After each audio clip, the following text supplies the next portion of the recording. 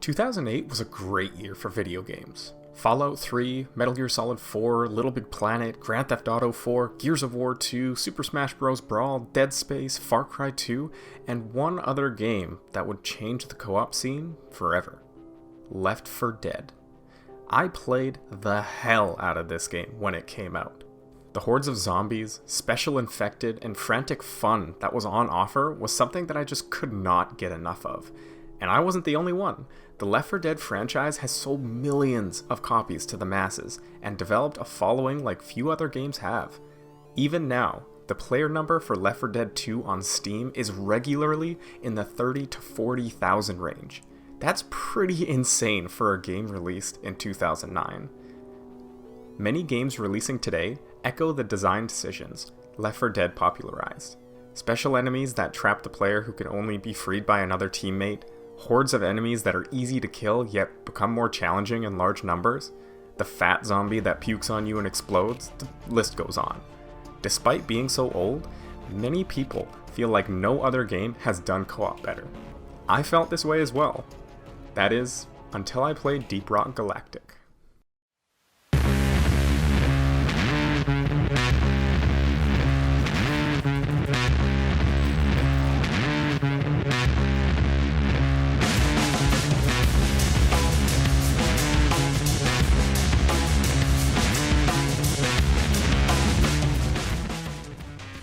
Deep Rock takes some of the ideas that Valve introduced, such as 4 players fighting off hordes of enemies with special ones here and there to keep you on your toes, and greatly expanded upon it.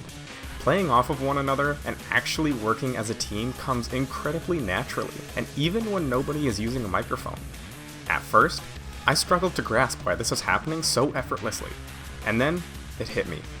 Selfish actions reward everybody. In Deep Rock, every action you do is going to help your team in one way or another.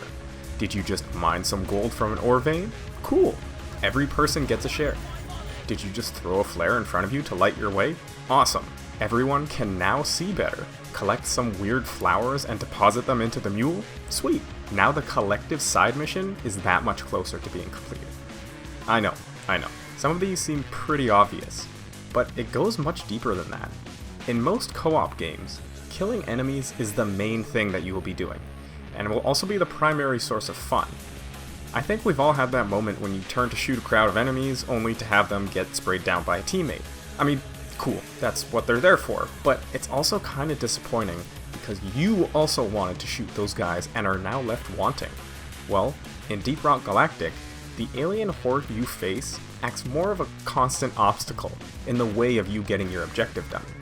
So if you see a gunner mowing down tons of bugs with his Gatling gun, you think, oh nice, now I can go mine this ore without having to worry about getting hit. They're having fun while directly helping you do whatever task you need to get done. But it goes further than that. Each class has their own traversal abilities to help them navigate these large, procedurally generated caves.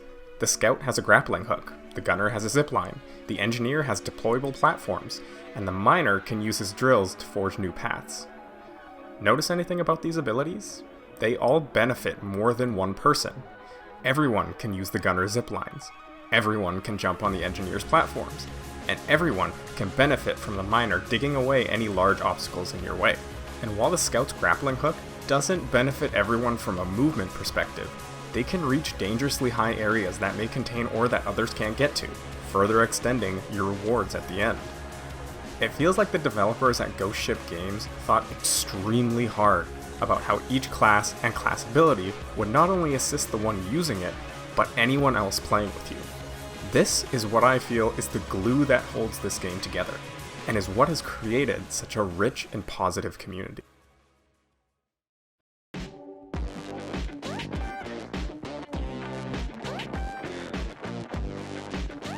The way Deep Rock lets you interact with each other and communicate is another factor that contributes to the game's great community, and also the game's charm. Apart from the game's great contextual ping and marking system, which lets you identify any points of interest or enemies, they also added a dedicated celebration button. This is different than emotes or dances in other multiplayer games because you still have full control of your character, so you can spam it in pretty much any situation while still being on the move.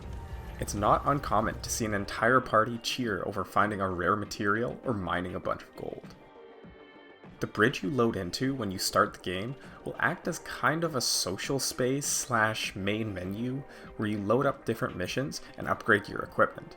Others can join you in this area, and there are so many little quirky things that you can do with your teammates. Recalibration of gravity is commencing.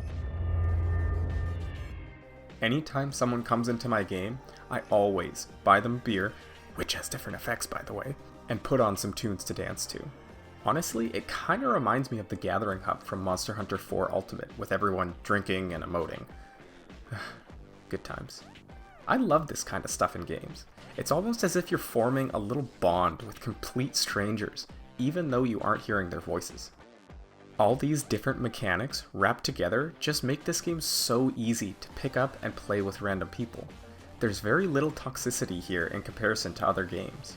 It's great to wind down with after work or to just kill time with friends, and it's what I feel is the next step for casual co-op games.